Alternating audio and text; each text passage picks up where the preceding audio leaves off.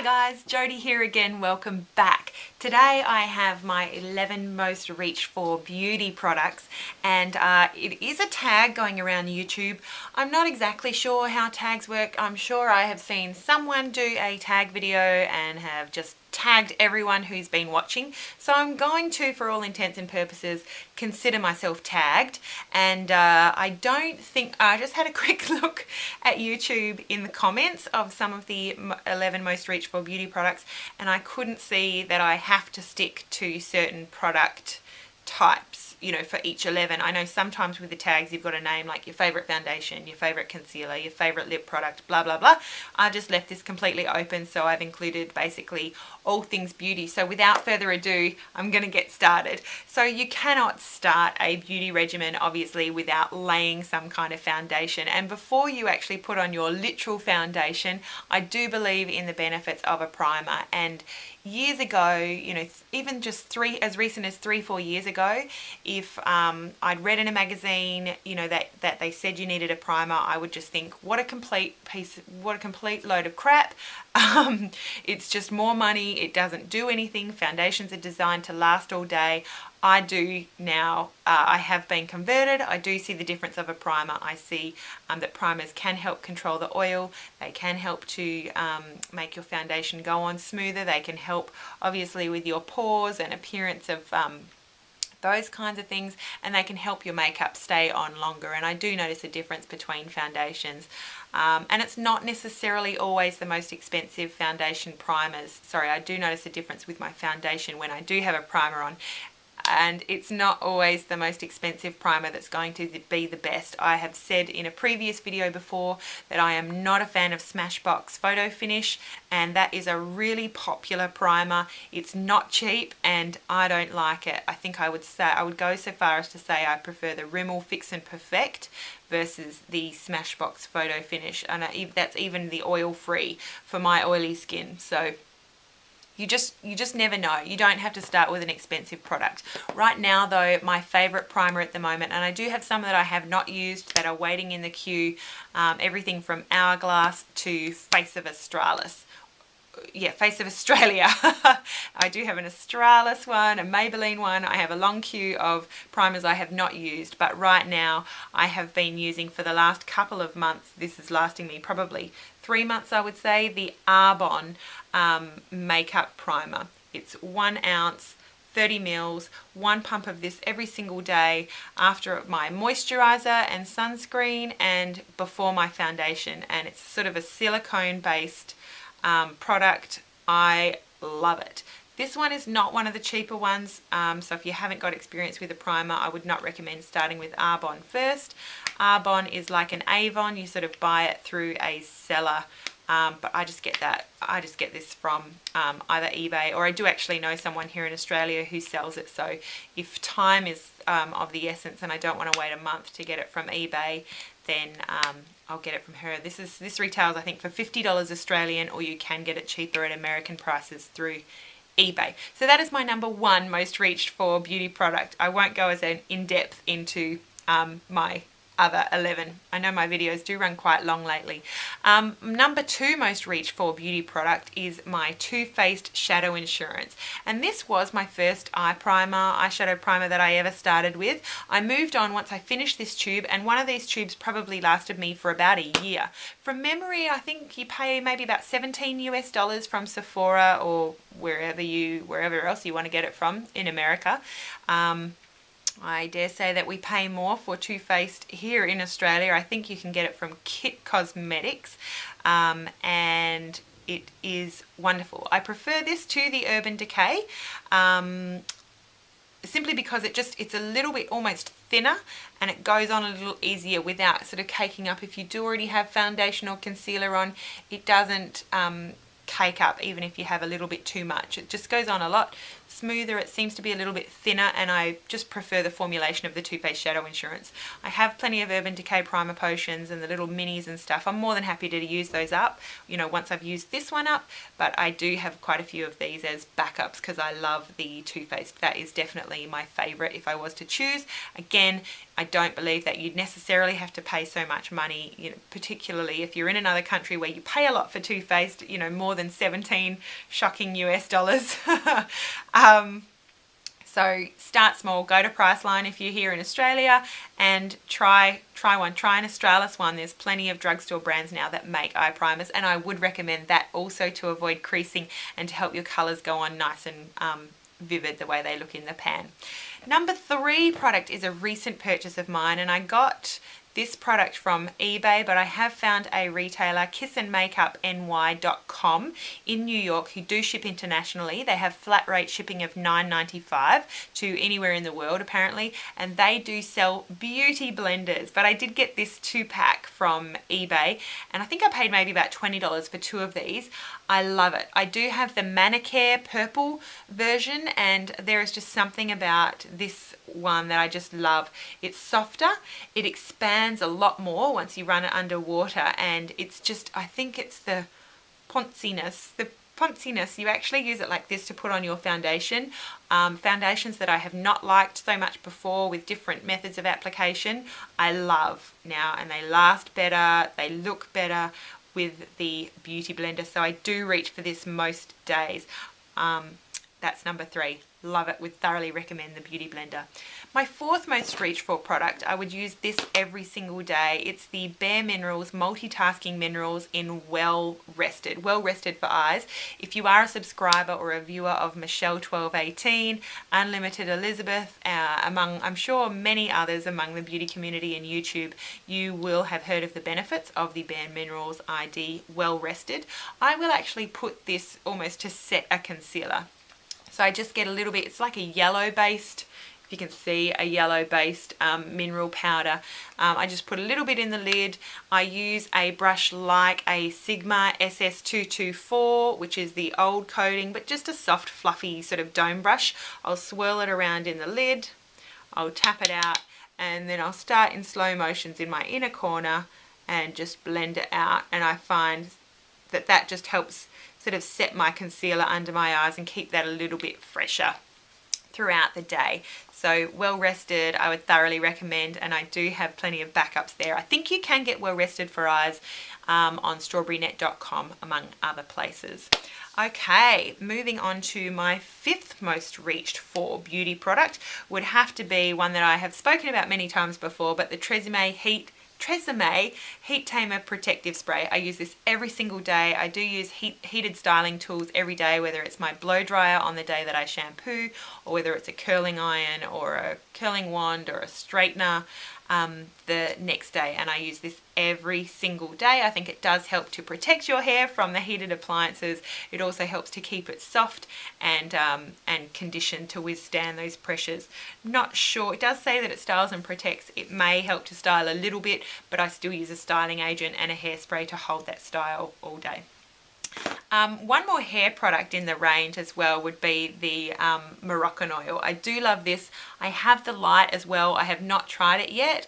This does not run cheap. I think I got this for maybe about $20 from a hair wholesaler. If you have a hairdresser friend or anyone with a license who can go shopping in those places, definitely have them pick you up one of these wholesale. $20 for the 100 ml 3.4 fluid ounces is significantly less, I think, than even American prices. This will I've had this for probably 6 months or more, and I've used probably half of the bottle, but I will say that I have dispensed this into a travel, you know, a little mini travel container for when I travel as well. So I haven't actually used half the bottle, but I've still got half left, even plus, you know, what I've got left in the travel container. This just helps to obviously keep your ends conditioned. I use this mainly on day 2 after I've washed, but sometimes I will often put it through towel dried hair before I blow dry, and just think that it really helps to keep my ends tamed. I do stretch it quite a bit between trims, and this helps me get away with it basically. I would really recommend the Moroccon oil if you can get it at a decent price, because it is quite pricey otherwise. Also, eyebrow products. This is something I reach for every single day. I love my Spoolie. I recently chucked out my Spoolie that I had been using for years. It started coming out of the, I've had a mind blank. I can't remember what that's called. Starts with an F. Feral.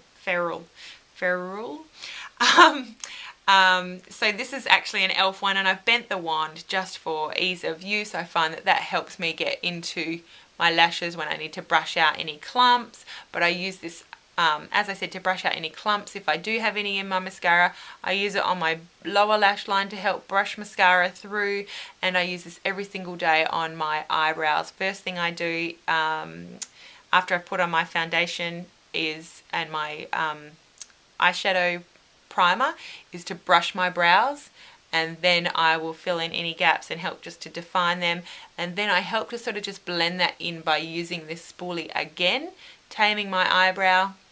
Part 2 of this product is also just a brow setting sort of gel mascara, and there's many brands that make it. I haven't had any problems with the Maybelline clear mascara. I am currently using the Essence Lash and Brow, and I think I have an e.l.f. one as well that I'm looking forward to using. I had bad experience with the Natio one, if you are in Australia. That set into like a white, it would flake off. I'd have white flakes on my eyebrows, and I thought I was using too much.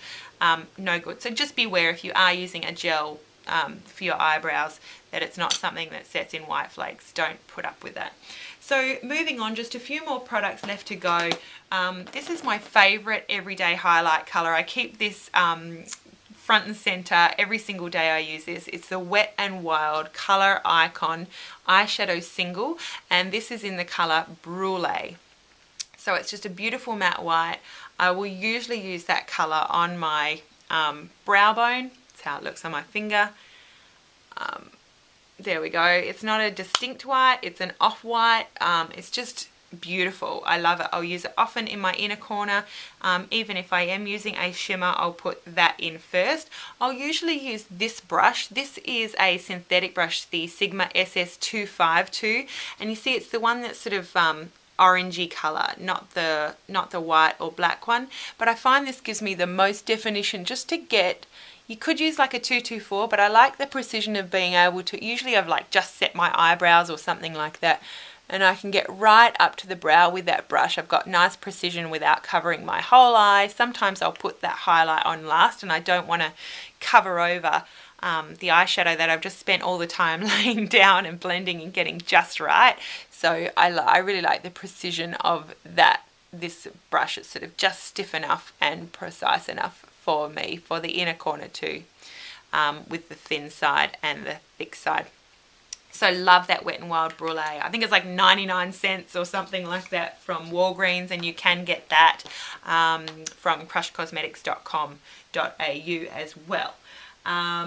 We are nearing the end here. Another few products to go. My most reach for lip product would be the Nivea HydroCare, and I originally purchased this I think from Walgreens. This would have been included in my US haul, and my beautiful brother Stuart would have brought some of this back for me.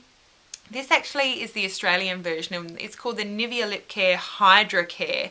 It's called Kiss of Moisture in the United States, and the reason I originally got it was because of Makeup by Mel.